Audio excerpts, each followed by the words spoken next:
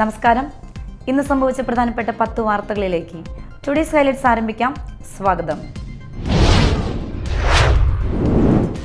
തൃപ്പൂണിത്തറയിൽ വെടിക്കെട്ടിന് കൊണ്ടുവന്ന കരിമരുന്ന് പൊട്ടിത്തെറിച്ച സംഭവത്തിൽ മജിസ്റ്റീരിയൽ അന്വേഷണത്തിന് ഉത്തരവിട്ട് എറണാകുളം ജില്ലാ ഭരണകൂടം.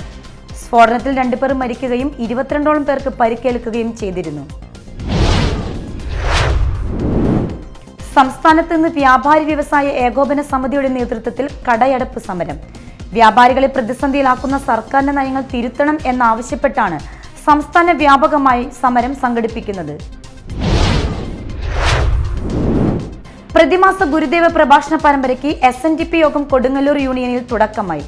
ഗുരുപൂജയ്ക്ക് ശേഷം നടന്ന പ്രതിമാസ പ്രഭാഷണ പരമ്പര അമരിപ്പാടം മഠാധിപതി ബ്രഹ്മസ്വരൂപനാനന്ദ സ്വാമികൾ ഉദ്ഘാടനം ചെയ്തു. അളവിൽ കൂടുതൽ വിദേശ മദ്യം കൈവശം വെച്ചതിന് കൊടുങ്ങല്ലൂരിൽ 2 പേരെ പോലീസ് പിടികൂടി. പെരിഞ്ഞനം കൊറ്റക്കുളം ചെന്തറ വീട്ടിൽ സനീഷ്, കൊറ്റക്കുളം ചക്കരപ്പാടം പനപ്പറമ്പിൽ വിബീഷ് എന്നിവരെയാണ് എക്സൈസ് ഇൻസ്പെക്ടർ ശ്യാംനാഥും സംഘവും പിടികൂടിയത്. ചിറവല്ലൂരിൽ ചന്ദനക്കുടം നേർച്ചയ്ക്കിടയിൽ ആനയിടഞ്ഞു. ആനപ്പുറത്തു നിന്നും വീണയാൾക്ക് നിസ്സാര പരിക്കേറ്റു. ഇന്ന് പുലർച്ചെ 1 മണിയോടെയായിരുന്നു സംഭവം. പുള്ളൂട്ട് കണ്ണൻ എന്ന ആനയാണ് ഇടഞ്ഞത്. 1 മണിക്കൂർ നീണ്ട പരിശ്രമത്തിനൊടുവിൽ പാപ്പാന്മാർ ആനയെ തളച്ചു. ജനക്ഷേമത്തിനും അടിസ്ഥാന വികസനത്തിനും മുൻഗണന നൽകിക്കൊണ്ട് ചാലക്കുടി നഗരസഭ budget vice chairperson Alice Shibu അവതരിപ്പിച്ചു.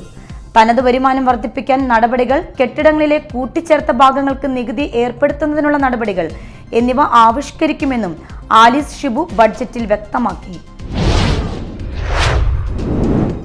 പാർപ്പിടം, വികസനം, പശ്ചാത്തല സൗകര്യങ്ങൾ, മാലിന്യ സംസ്കരണം, ബാലസൗഹൃദം എന്നിവയ്ക്ക് മുൻഗണന നൽകി കയ്പമംഗലം ഗ്രാമപഞ്ചായത്ത് ബഡ്ജറ്റ് അവതരിപ്പിച്ചു. വിസ്മയതീരം 2ാം ഘട്ടം, നീന്തൽക്കുളം, ടർഫ്, പൊതുശ്മശാനം, ബസ് സ്റ്റാൻഡ് എന്നിവയ്ക്ക് ഫണ്ട് വകയിരുത്തിയിട്ടുണ്ട്. പുരുഷന്മാരുടെ ബോഡി ബിൽഡിംഗ് മത്സരത്തിൽ 1ാം സ്ഥാനം കരസ്ഥമാക്കി അച്ഛനും മകനും. പേരാമ്പ്ര സ്വദേശി കിരിയത്ത് ജോയ്സൺ, മകൻ ആട്രിക് ജോയ്സൺ എന്നിവരാണ് വിവിധ ബോഡി ബിൽഡിംഗ് മത്സരത്തിൽ സംസ്ഥാന തലത്തിൽ 1ാം സ്ഥാനം കരസ്ഥമാക്കിയത്. ഷുഹൈബ് രക്തസാക്ഷി ദിനത്തോടനുബന്ധിച്ച് യൂത്ത് കോൺഗ്രസ് കൊടുങ്ങല്ലൂർ മണ്ഡലം കമ്മിറ്റി അംഗൻവാടിക്ക് വാട്ടർ ടാങ്കും വാട്ടർ പ്യൂരിഫയറും നൽകി. കോഴിക്കട പ്രിയദർശിനി മഹിളാ സമാജത്തിൽ പ്രവർത്തിക്കുന്ന ഐശ്വര്യ അംഗൻവാടിക്കാണ് സാമഗ്രികൾ നൽകിയത്. പറവൂർ കാളിക്കുളങ്ങരയിൽ തെണ്ടും പൊങ്കാലയും നിവേദിക്കാൻ ഭക്തജനങ്ങൾ എത്തിത്തുടങ്ങി. 24-ന് തോന്നിക്കാവ് ക്ഷേത്രത്തിൽ നിന്നും താലം എഴുന്നള്ളിപ്പ് നടക്കും. 25-ന് രാത്രി വലിയ വിളക്ക്. എഴുന്നള്ളിപ്പിനും മഹാഗുരുതിക്കും ശേഷം കൊടിയിറങ്ങും.